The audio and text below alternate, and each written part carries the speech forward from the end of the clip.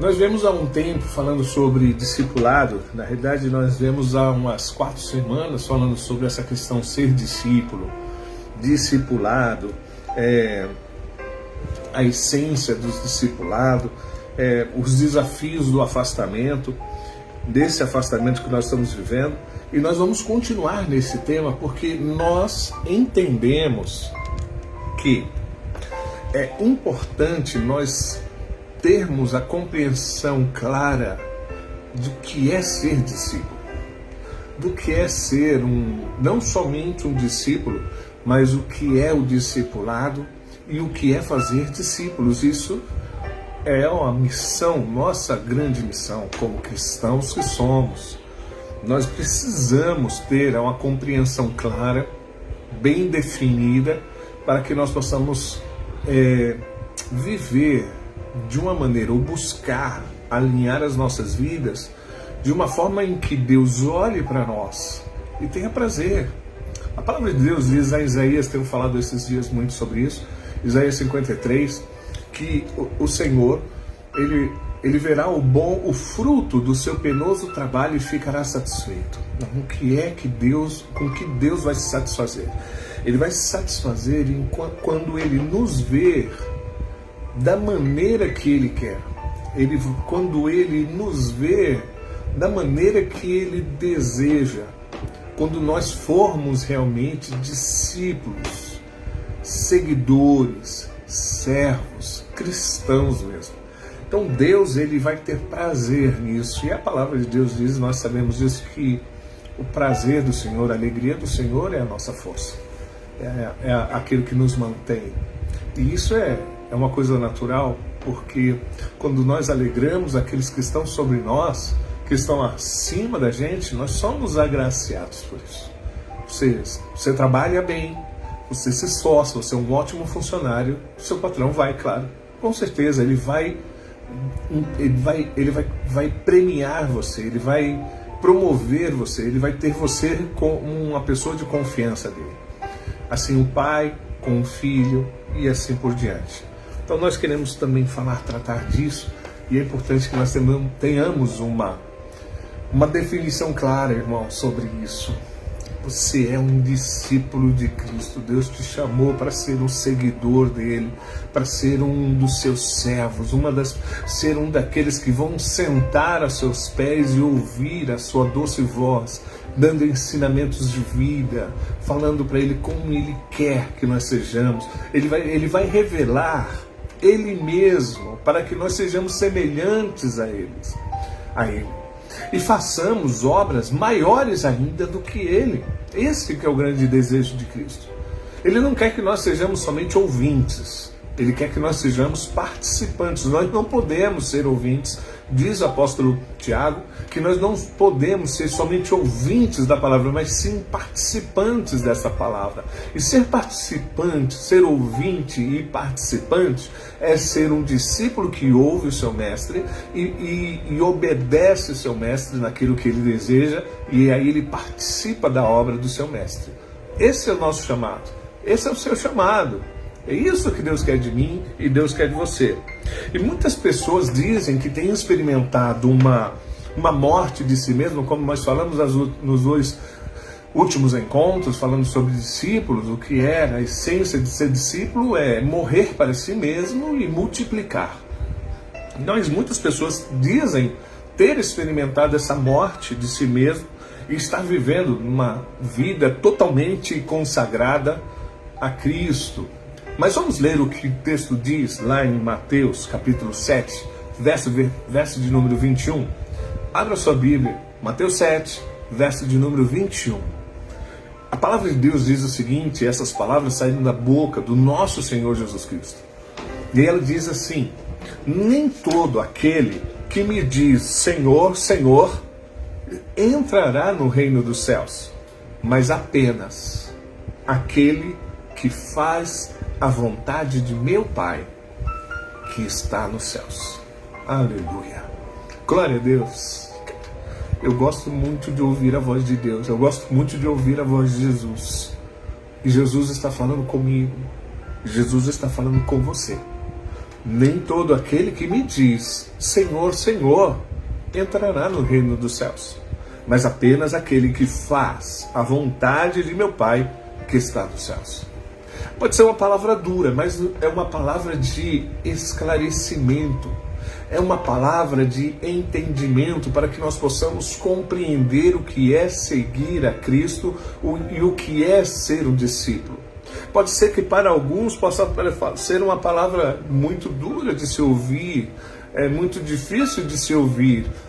Pode ser uma chamada de atenção, pode ser uma bronca de Deus. Não, mas não é uma bronca de Deus. Aliás, a bronca de Deus, a correção de Deus é a expressão do seu amor, porque Deus corrige aqueles a quem ama. Então Deus, o Senhor está aqui orientando, esclarecendo, revelando o que Ele quer de mim e o que Ele quer de você. Ele quer que nós sejamos discípulos dEle. Mas aquele que é discípulo dEle, que diz Senhor, Senhor, é somente aquele que obedece à voz do seu Pai. Aquele que obedece à vontade de Deus. Essa é a nosso grande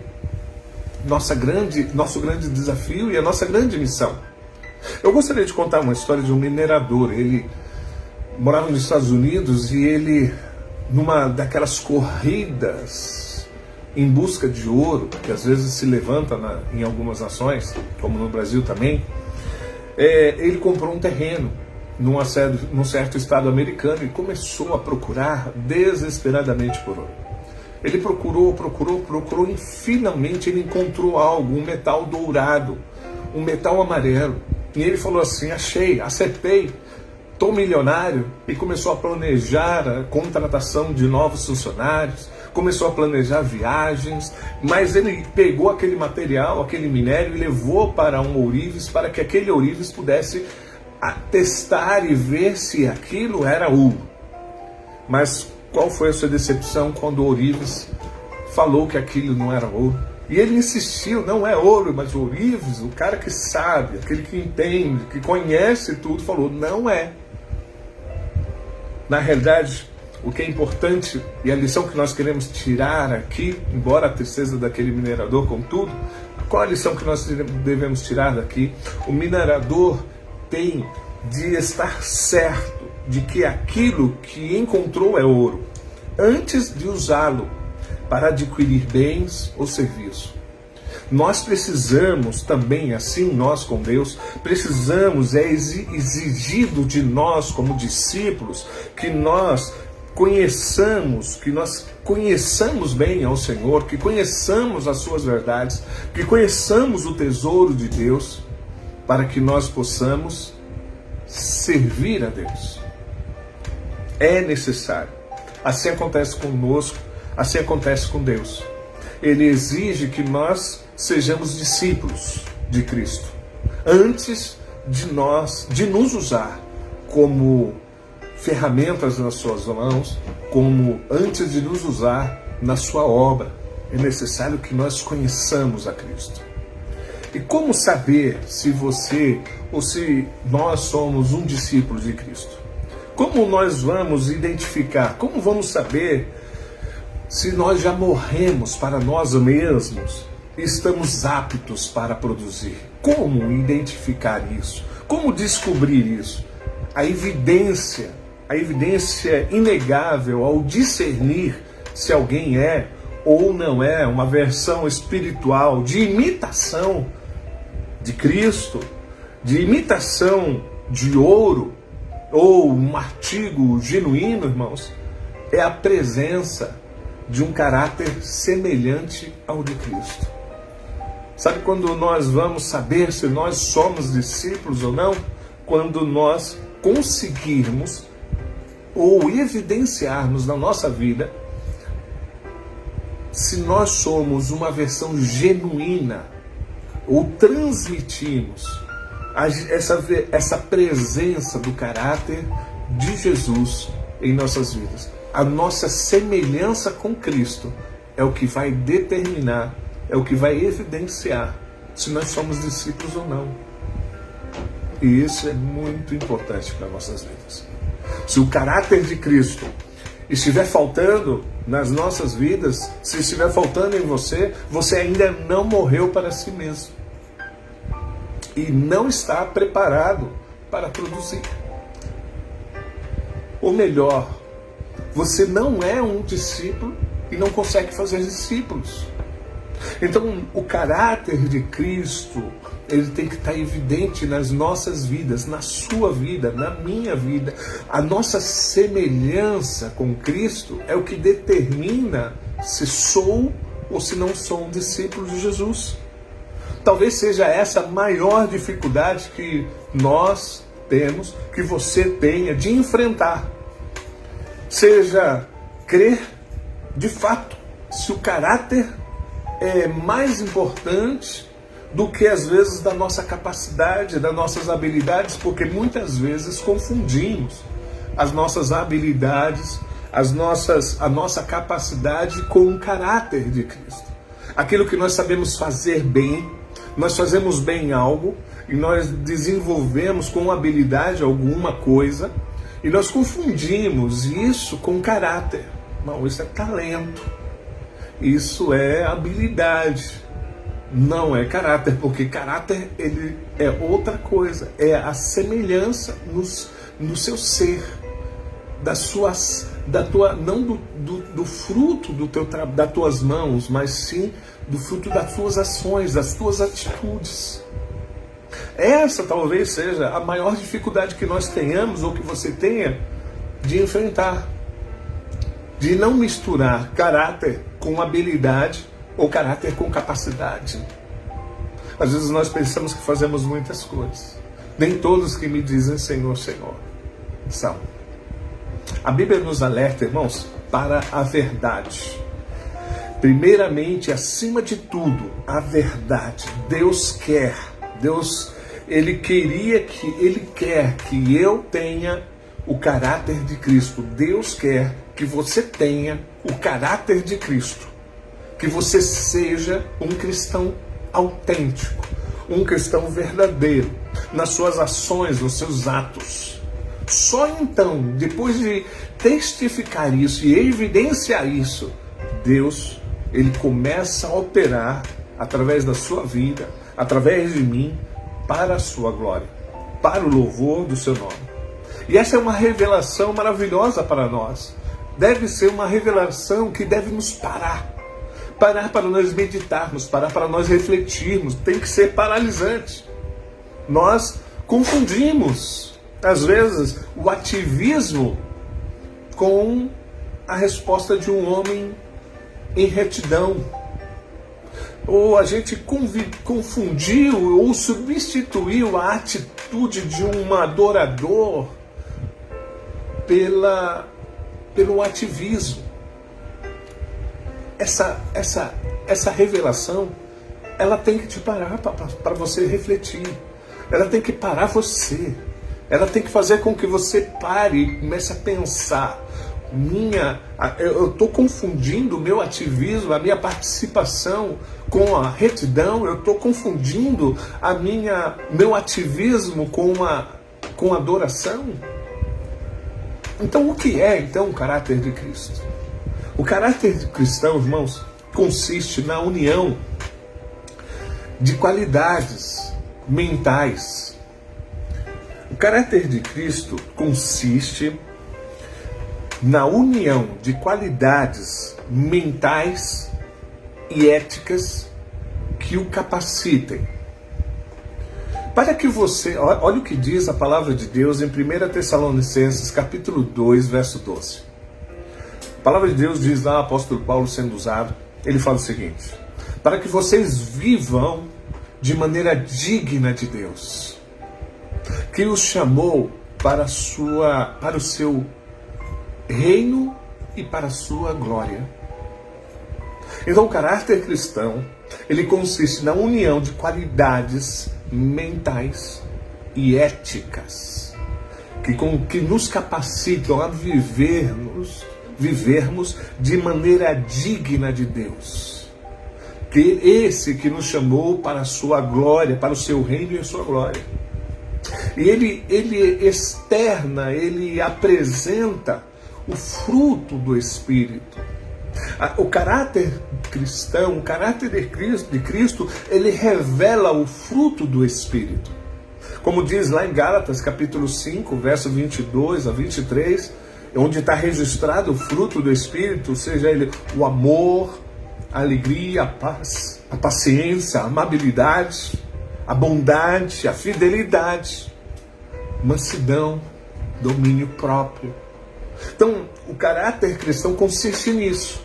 Consiste em qualidades mentais e qualidades éticas que capacitam a gente a viver de uma maneira digna diante de Deus, revelando o fruto de Deus, o fruto do Espírito de Deus, que estão registrados em Gálatas. Um exame mais profundo, cuidadoso da vida de Cristo, do ministério de Cristo, irmãos, nos revela o seguinte: revela que entre todas as virtudes do Senhor Jesus, e que foram inúmeras, todas as virtudes que caracterizavam a sua vida, 4 qualidades são as que mais se destacam. Dentre elas são a obediência, a submissão, o amor e a oração. Vamos repetir juntos? A obediência, a submissão, amor e oração. De todas as virtudes de Cristo, num exame cuidadoso, num exame criterioso do ministério de Cristo, dentre todas as suas virtudes, 4 qualidades se destacavam de todas as demais quanto ao Filho de Deus, ao unigênito Filho de Deus. E essas 4 qualidades são obediência, submissão, amor e oração. Essas qualidades elas descreviam perfeitamente a relação que Cristo tinha com o seu Pai. Essas qualidades que mostravam, que definiam a força que Cristo tinha na dependência do Altíssimo, na dependência do Pai Todo-Poderoso. E se nós quisermos ser usados por Deus, se você quer ser usado por Deus, se você quer ser um discípulo, se nós quisermos ser discípulos de Cristo, nossa relação, a minha relação, a sua relação com Ele tem de ser moldada conforme ao do nosso Senhor Jesus Cristo. A nossa relação com Deus é uma relação de filho. Então nós devemos primar pelo molde que o próprio Filho unigênito de Deus deixou como modelo para a minha vida, para a sua vida. Então nós devemos investir nessa disposição. O caráter cristão, ele é construído por meio da minha disposição, pela minha vontade, pelo exercício da minha vontade, em me sujeitar cada vez mais a esses aspectos da vida de Jesus Cristo. Sabe que ninguém pode forçar você a nada, e a gente fala que eu não posso fazer nada por você, nós não podemos fazer nada. Às vezes o que eu posso fazer, eu posso dar orientação, eu posso te aconselhar, eu posso até te ajudar. Mas eu não posso mudar o seu ser, eu não posso transformar a sua vontade, eu não posso forçar a você fazer algo que você não quer. Isso é uma disposição sua, pessoal, íntima e interior, interna. É essa disposição, o caráter de Cristo, ele só vai ser constituído quando você gerar dentro de você essa disposição, essa vontade sua, pessoal, de sujeitar cada vez mais a sua vida a esses aspectos da vida de Cristo para se tornar mais semelhante a Jesus. E quanto mais semelhante a Jesus, mais servo, mais discípulo você é. Alguns cristãos procuram, às vezes, entrar num ministério e com a seguinte condição: olha, eu entro, mas eu quero participar com vocês, mas olha, eu quero ser utilizado nesses talentos, eu quero fazer isso aqui, eu sou bom, mas ó, eu sou bom só nisso aqui, eu só faço isso aqui. Essa perspectiva de controle de si mesmo, de controlar nessa área que eu vou fazer ou que eu vou me dispor, já é uma negação da sua morte. Porque quem morre para si mesmo não faz mais a sua vontade. Aquele que perde a sua vida por amor de mim, viverá. Então a gente vive quando a gente perde a nossa vontade, a gente sujeita a nossa vontade à vontade de Jesus, à vontade de Deus. Enquanto eu falo assim, não, eu sou bom nisso, eu só faço isso, eu só faço aquilo, eu estou no controle da minha vida. Discípulo não está no controle. Cristo, ele fez aquilo que ele não queria fazer, entre aspas. Ele fez sim, ele morreu por nós, ele deu sua vida, mas num momento ele falou assim: Senhor, se possível, passa de mim esse cálice. No entanto, seja feita a tua vontade. Eu me sujeito à tua vontade. Glória a Deus. Não estou no controle de mim mesmo. O Senhor Jesus se entregou plenamente à missão. Eu, você também. Mas não tô. E quando eu falo isso, eu me posiciono dessa forma, eu já estou mostrando a negação da minha morte, da morte de mim mesmo. E demonstra que os nossos valores estão distorcidos. E os nossos valores não podem estar distorcidos. A principal ocupação de um discípulo, irmãos, deve ser que o seu caráter seja construído e multiplicado. A principal ocupação de um discípulo deve ser de que o seu caráter seja construído e multiplicado. Uma pessoa que exerce uma função de doutor, um mestre em alguma disciplina, um assistente social, não são necessariamente mais valiosos do que outras pessoas. Essas pessoas não são tratadas de um modo diferente, nem devem ser tratadas de um modo diferente como são as outras tratadas. Todos nós procuramos e devemos fazer discípulos, mas sabemos que isso é uma obra que para nós é impossível, sem que nós sejamos primeiramente discípulos. Nós não podemos exigir, porque temos tal nível de conhecimento, ser tratados diferente. Não, nós somos discípulos de Cristo. E aquilo que Cristo determinar para que nós façamos, nós fazemos. Nós devemos ser fiéis, obedientes e servos, submissos à vontade do Altíssimo. Precisamos conhecer a Deus antes de torná-lo conhecido. Essa semana eu falei que, na quinta-feira, domingo passado, nós falamos que nós precisamos conhecer a Deus. Assim como nós precisamos, para não pegarmos uma nota falsa, precisamos conhecer primeiro a verdadeira. Nós precisamos conhecer a Deus antes de torná-lo conhecido. O discípulo, ele emprega qualquer dom, qualquer talento que ele tenha, que construa o reino de Deus ou edifique o corpo de Cristo. Ele usa tudo que ele tem, todas as suas informações para empregar na construção do reino de Deus. Ele coloca todos os teus talentos, todos os seus conhecimentos, todos os seus dons à disposição do reino. Ele se coloca totalmente para Deus.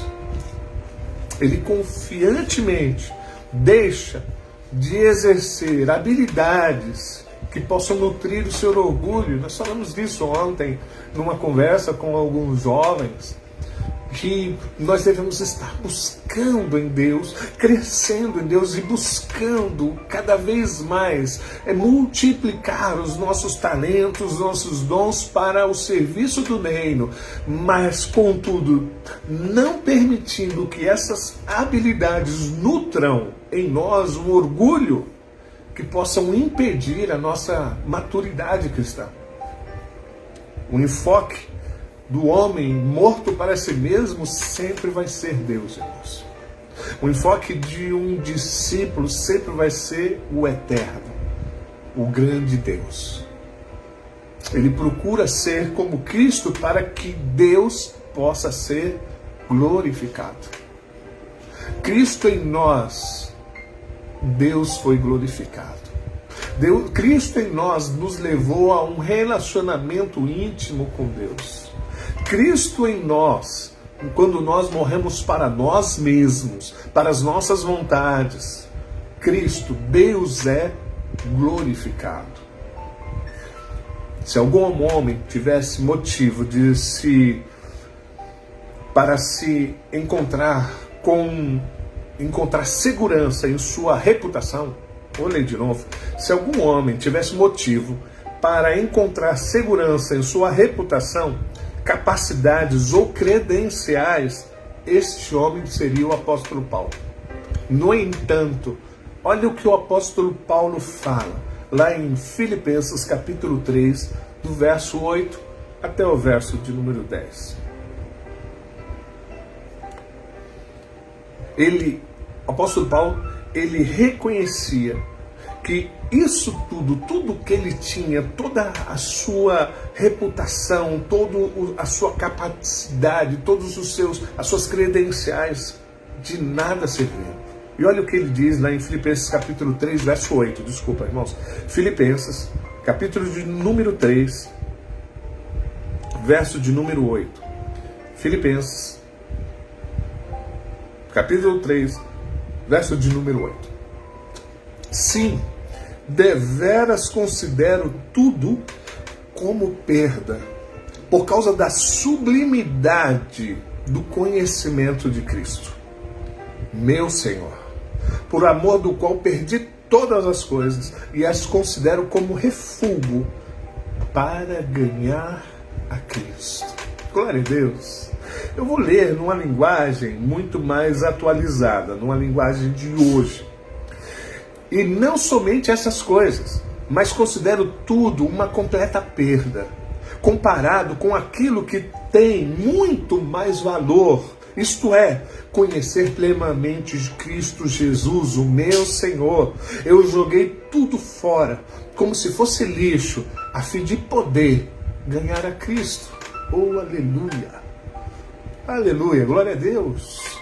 Se alguém pudesse ter segurança em se gabar, tivesse motivo de encontrar segurança na sua reputação, na sua capacidade, nas suas credenciais, um homem poliglota, um homem estudado, conhecedor da palavra, esse homem era Paulo, e mesmo assim ele reconhecia que tudo aquilo não servia de nada, que o mais importante era Cristo.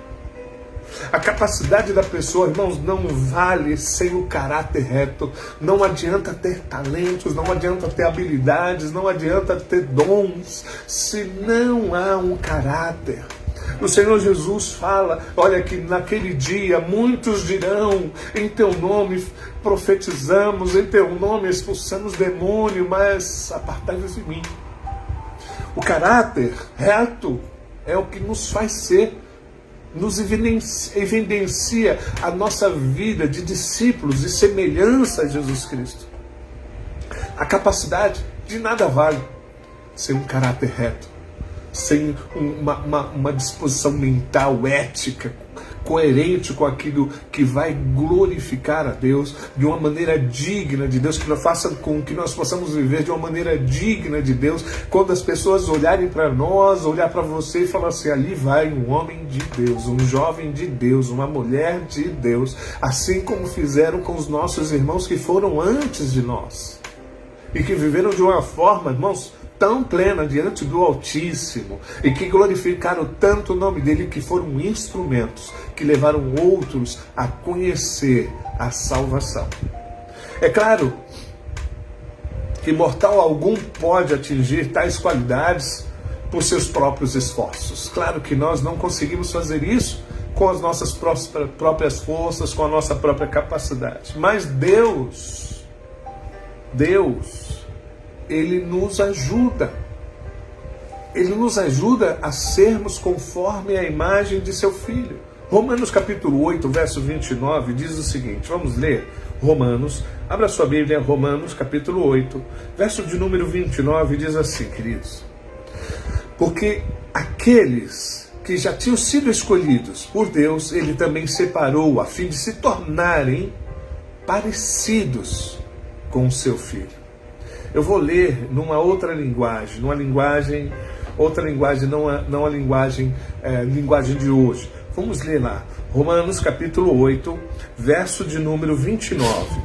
Diz assim a palavra do Senhor: pois aqueles que antemão conheceu, também o predestinou para serem conforme a imagem de seu Filho, a fim de que ele seja o primogênito entre muitos irmãos. Agora veja o versículo de número 28, o que Deus faz. Sabemos que Deus age de todas as maneiras, ou de todas as formas, que todas as coisas cooperam para o bem daqueles que amam a Deus, daqueles que foram chamados de acordo com o seu propósito.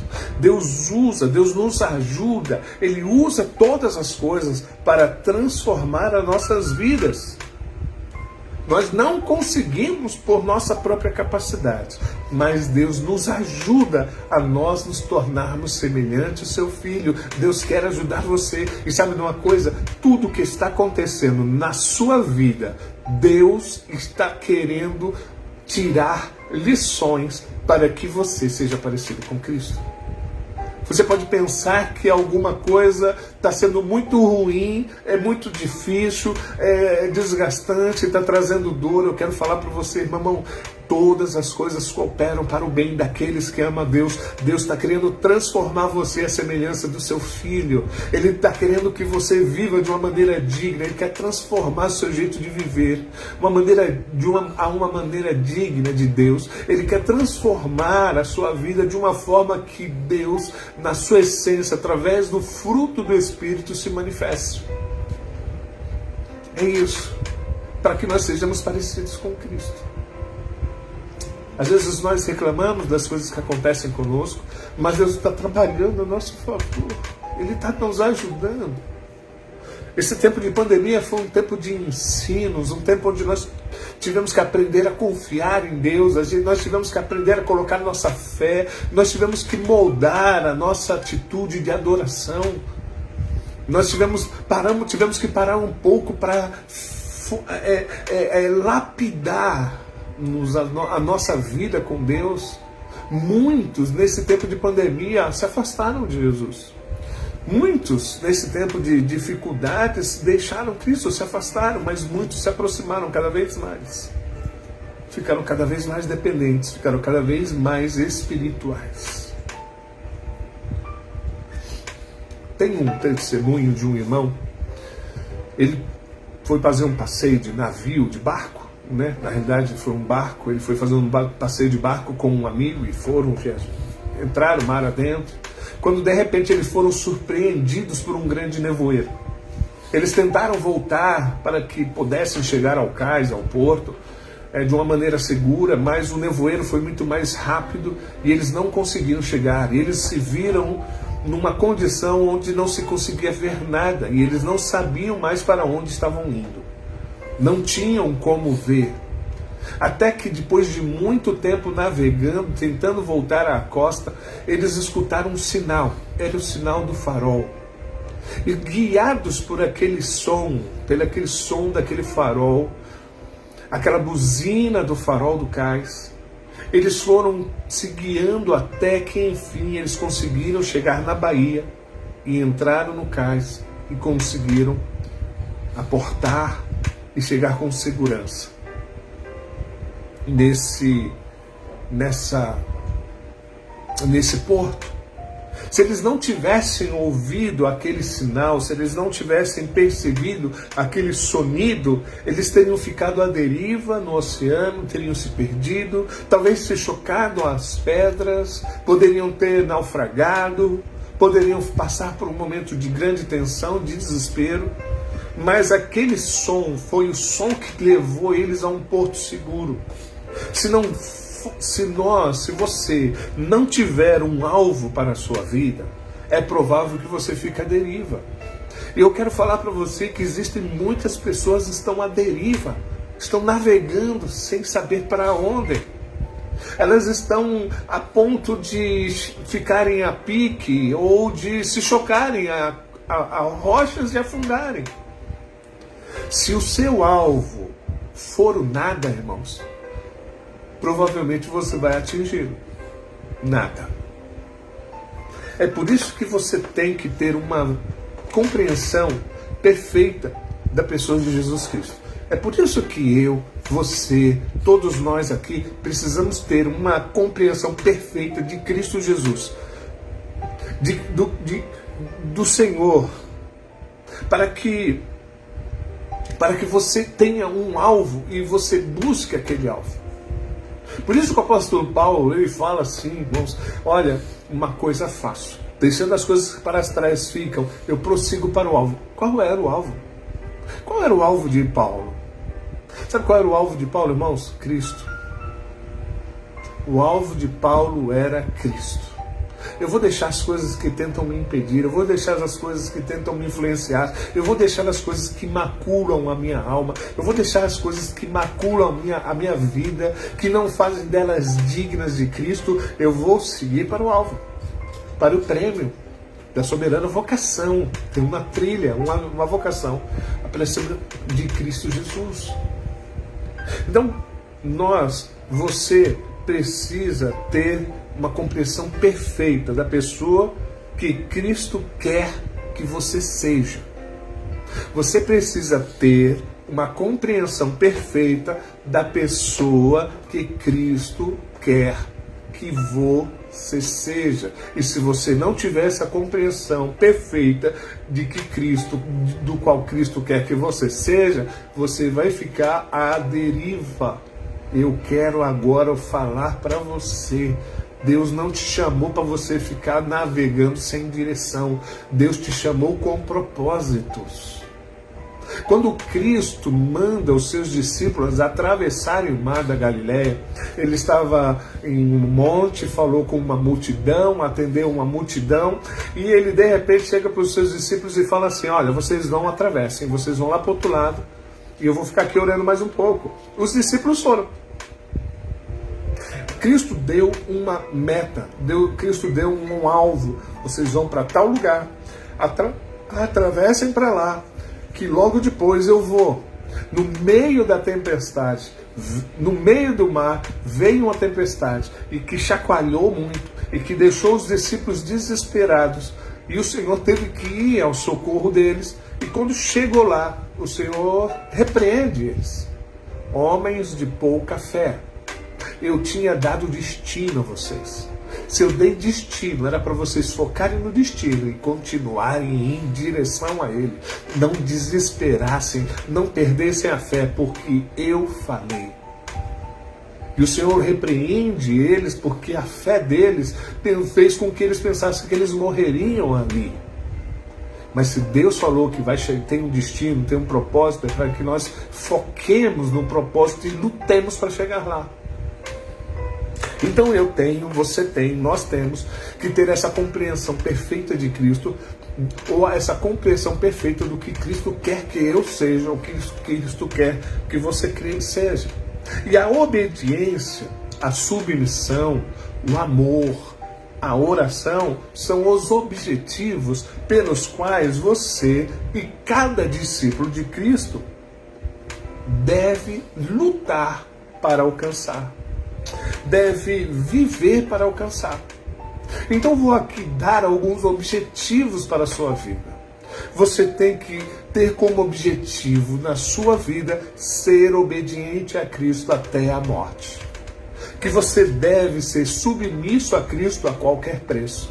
que você deve amar ao próximo independente do que você receba em troca, que você deve colocar toda a sua confiança e colocar o seu contato, intimidade com Deus sempre, independente das circunstâncias. E você deve lutar para viver, você deve lutar para conquistar esses objetivos. Esse é o objetivo para sermos verdadeiros discípulos de Cristo. Esses objetivos servem de instrumentos para medir o seu crescimento, para medir o seu progresso, o progresso daqueles a quem está sendo discipulado. Eu estou sendo discipulado e você também. Nós estamos sendo discipulados e vamos fazer outros discípulos. Mas quais são os instrumentos que fazem com que eu possa medir o meu crescimento e o meu progresso? Bom, os instrumentos são obediência, submissão, amor e oração. Se você é obediente a Cristo, você vai saber como você está. Se você é submisso a tudo que Deus fala, você vai saber. Se você ama a Deus acima de todas as coisas e ao próximo como Ele amou, e se você tem uma intimidade com o Senhor a ponto de falar com Ele, de pedir a Ele, ter um relacionamento íntimo de fala com Ele, aí você vai saber. Esses instrumentos. E esses instrumentos são tão importantes que nós vamos, a partir da próxima terça-feira, tratar e examinar cada um deles individualmente. Então, a semana que vem, irmãos, nós vamos falar sobre obedecer. Obediência. À semelhança de Cristo. E Ele obedeceu até a morte, e morte de cruz. Eu gostaria muito de orar por você. Eu quero pedir quero colocar você nas mãos de Deus e colocar a mim também nas mãos de Deus. Sabe, nós temos uma grande missão, nós temos um grande objetivo. E o nosso objetivo, irmãos, não é conquistar os nossos sonhos. Os nossos sonhos são resultados daquilo que nós conquistamos em Cristo. Os nossos maiores objetivos são servir a Deus, amar a Deus, levar a palavra de Deus, levar o Evangelho de Deus, o Evangelho de Cristo. Deus, o Senhor falou só algumas coisas para nós, ide por todo mundo e anunciar o Evangelho. Falar de Deus para os próximos, para pessoas que estão próximas e pessoas que estão distantes. Essa é a nossa grande missão, amar a Deus com todas as nossas forças. E amar o nosso próximo como o Senhor amou. Eu quero orar por você, e se Deus falou com você, eu quero que você coloque a sua vida no altar de Deus e você peça para Deus, Senhor, eu quero ser discípulo. Eu quero ser parecido com o Senhor, eu quero ser parecido com o teu Filho. O Senhor ajuda nós, Ele nos ajuda. O seu Espírito está sobre nós para nos ajudar, nos direcionar, nos orientar. É Ele que nos dá força. Você não consegue isso com a sua capacidade humana, sua habilidade humana não é força humana, não tem a ver com isso, tem a ver com Ele. É Ele, irmãos. Ele vai receber a glória até com relação a você. Se você conseguir chegar, Ele vai ser glorificado. Não foi porque você foi bom o suficiente, porque somente Ele é bom. Somente Ele é Deus. Somente Ele é a glória. Eu quero orar por você. E se você precisa mudar totalmente o rumo da sua vida, esse é o momento para você fazer isso. Eu quero orar por você. Feche os seus olhos. Senhor, nosso Deus e Pai Celestial, nós te louvamos, pedimos as tuas bênçãos sobre nós. Eu tenho certeza que as tuas bênçãos do pão, da proteção, dos teus cuidados sobre nós, eles já são garantidos pela sua palavra. Mas as bênçãos que eu quero clamar e rogar a Ti agora são as bênçãos que vêm com relação à nossa vida com o Senhor. A bênção de nós nos tornarmos discípulos. A bênção de nós nos tornarmos obedientes ao Senhor, de nós vivermos debaixo de uma submissão a Ti, de colocarmos o Senhor como Senhor das nossas vidas, de nós amarmos, o Teu amor seja latente em nós, que nós queremos ter intimidade de poder falar contigo. Pai querido, eu quero pedir essas bênçãos, que nós possamos nos alinhar ao Senhor, que nós possamos ser parecidos com o Teu Filho, Pai. Nos ajuda e nos abençoa para isso. Que o nosso entendimento seja transformado, que venha a revelação do alto. Espírito Santo de Deus, revela a Tua palavra a todos nós. E que nós possamos ver que em todas as coisas cooperam para o bem daqueles que Te amam, daqueles que vivem os Teus propósitos. Pai querido, que nós possamos ter os nossos olhos abertos para perceber todos os Teus ensinamentos. Nós possamos perceber nos detalhes da nossa vida, do nosso dia a dia, o que o Senhor quer nos ensinar. Do que o Senhor quer que nós sejamos dependentes de Ti. Do que o Senhor quer, o Senhor lapidar a nossa vida. Pai querido, em nome de Jesus. Eu não me coloco como melhor do que os meus irmãos. E me coloco dentro dessa oração porque também quero ser um dos Teus discípulos. Nós queremos ser discípulos amados do Senhor. Queremos colocar o nosso rosto no Teu seio e esperar no Senhor. Peço as Tuas bênçãos sobre a vida de cada um, em nome de Jesus. Todos os meus irmãos que estão comigo. Deus abençoe a todos. Que a Tua palavra, não somente aos meus irmãos que agora estão, possa reverberar. E que se alguém mais à frente puder ouvir essa palavra, Espírito Santo de Deus, convence, toca no coração, que a Tua semente seja plantada em nome de Jesus.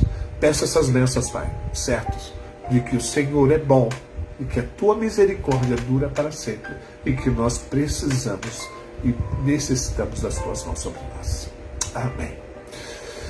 Deus abençoe a sua vida em nome de Jesus. Amém, queridos.